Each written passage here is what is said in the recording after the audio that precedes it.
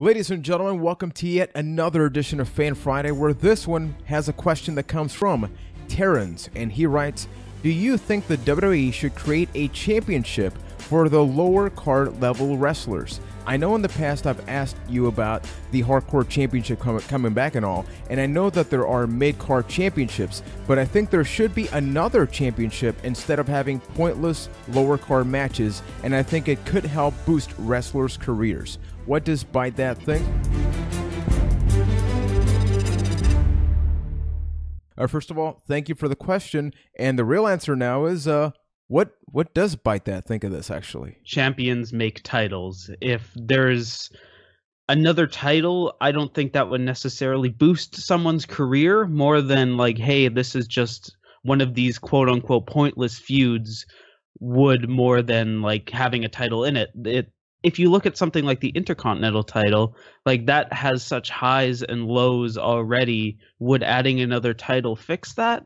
Probably not. I don't know. I don't think it's completely necessary, but you know, there was a time back in the Attitude Era where you did have more titles, where you had the light heavyweight title, the hardcore title, the European title, and those all managed to stay relevant.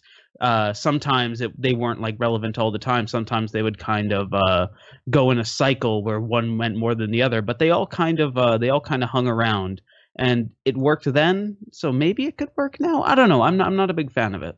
They have really they have too many titles that I think already, or maybe even just the right amount, where I don't think adding another one is going to help. They barely have enough time to feature the lower card wrestlers. The roster is so huge that, I mean, these shows are already jam-packed, and they're having trouble keeping some of the existing titles credible. I mean, the Cruiserweight title, it was, you know, Neville had a good reign with it, but the truth is, how much did people really care about that championship? Probably not nearly as much as WWE wanted them to. And the Intercontinental title and US title have had really high peaks and valleys with the championships.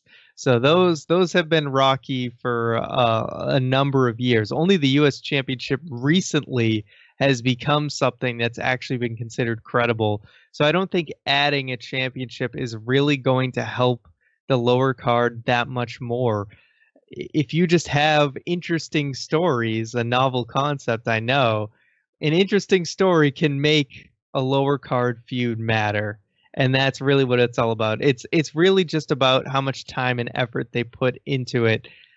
Having a title there doesn't really do anything. I mean, the light heavyweight title for a good chunk of time towards the end didn't mean jack squat. Even though you had lower card guys fighting over it on Heat, what did it really matter in the long run? But if there's actually interesting stories and they're putting time and effort into it, then that's when a division can mean something. Yeah, I think that's when people need to realize that in the UFC and places like that, you have weight tiers, which is different because you're fighting based on your tier. But in WWE, everybody says, if you're here because you want to become WWE champion. And then it's like, okay, well, then maybe you can become United States champion or tag team champion. But even like the European championship towards the tail end, it was kind of just a championship that was around that I guess if you weren't good enough for the other ones, you kind of got. But then where does this really fit in? And then the big question is, what does that even mean? Like, say there is the, I don't know, the national championship. Terrible name, but let's say that was the lower card championship, right? What does winning that championship mean? You're moving on to the side, and you're almost limiting yourself because you're saying, oh, I am only going to be at this tier. Personally, one of the things that I've historically enjoyed about wrestling is that the lower card people can sort of have a little bit more leeway with storylines that aren't tied to championships. Like, how many times do we complain with the WWE championship scene? It's always for the title, so who gets to fight for that title? The big dog. So here you have Brock Lesnar, you have Roman Reigns, you have all those guys. In the lower card tier, you can have your oddball things like Goldust and R-Truth, which is maybe not the best example to show, hey, here's people caring about something.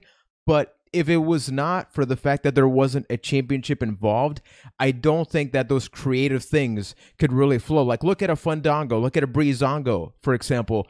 those guys are not even caring about a championship. They are trying to search for what is unsearchable, what doesn't even matter, but it's entertaining as hell, and it's developing the characters.